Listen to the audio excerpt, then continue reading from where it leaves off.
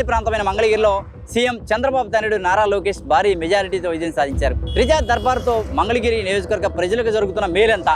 మంత్రిగా ఉన్నటువంటి లోకేష్ తన పాలనతో నియోజకవర్గ ప్రజలకు దగ్గరయ్యారా? మనం ప్రస్తుతం మంగళగిరిలో ఉన్నాం. మంగళగిరి ప్రజలతోనే మాట్లాడి వారి అభిప్రాయాలు తెలుసుకుందాం రండి.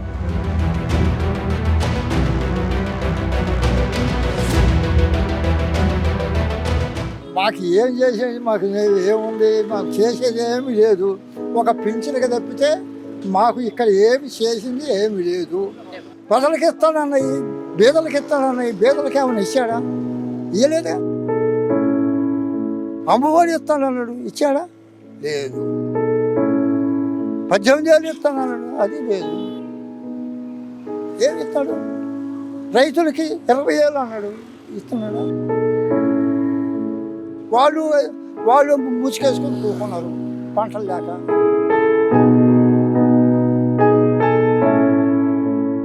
నీకేం ఏముంది ఆడ? గత ఎమ్మెల్యే బాగున్నారా, ఇప్పుడు లోకేష్ ఎమ్మెల్యేగా ఉన్నప్పుడు బాగుందా? గత ఎమ్మెల్యే అంటే పెద్దగా ఏం పనులు జరగలేదండి. ఇప్పుడు ఒక రకంగా జరుగుతున్నాయి అని ఉండాలని అనుకుంటున్నాం. మరి ఈయన అంటే లోకేష్ చేస్తున్న అన్ని మంచి పనులు లేదని భావిస్తున్నారా, లేకపోతే ఏమన్నా ఇబ్బందికరమైన పనులు ఉన్నాయని? ఇప్పుడు ఏ రాజకీయ నాయకుడైనా ఒకటే సార్ గుర్తుపెట్టుకోవాల్సింది, ప్రజలకి మేలు చేస్తే నెక్స్ట్ టైం కూడా నిన్ను చూస్తారు. క్రిందటిసారి గెలిచారు ఆళ్ళ రామకృష్ణారెడ్డి గారు. నేను ఇదే మున్సిపాలిటీలో తాడేపల్లి సీఎం క్యాంప్ ఆఫీస్లో 2 సంవత్సరాలు క్యాంప్ ఆఫీస్లోనే డ్యూటీ చేశా సీఎం గారి దగ్గర. మమ్మల్ని ఉన్న పళంగా ఆపేసేశారు. ఇంకా అక్కడి నుంచి ఎవరో పట్టించుకోవాలి మమ్మల్ని. లేదంటే ఇదే మున్సిపాలిటీలో హౌస్ సర్చింగ్ కింద నేను చేసా ఉండేవాడిని, కాంట్రాక్ట్ బేసిక్లో చేశాను.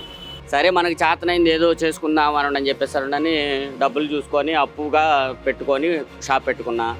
బండికి కావాలని అర్జీ పెట్టుకున్నా, బండి ఇచ్చారు. లోకేష్ గారే వచ్చి మమ్మల్ని ఆదుకోవాలనే లేదు. ఇక్కడ ఉన్న నాయకులు కానీ కార్యకర్తలు కానీ మాకు ఏదైనా సమస్య ఉంటే ఏదైనా చెప్తే కంపల్సరీగా దాన్ని స్పందిస్తున్నారు, మ్యాక్సిమం స్పందిస్తున్నారు.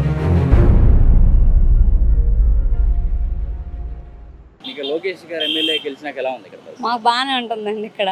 గత ఎమ్మెల్యే పరిస్థితి ఉన్నప్పుడు బాగుందా, ఈ లోకేష్ గారు? లేదండి, మాకు అప్పుడేమి అందట్లేదు, ఏమి లేదు. మరి మాకు కొంచెం వ్యాపారం చేసుకోవడానికి కానీ మాకు అప్పుడు కొట్టలేదు, అప్పుడు కొట్టు పడేస్తారు కదా.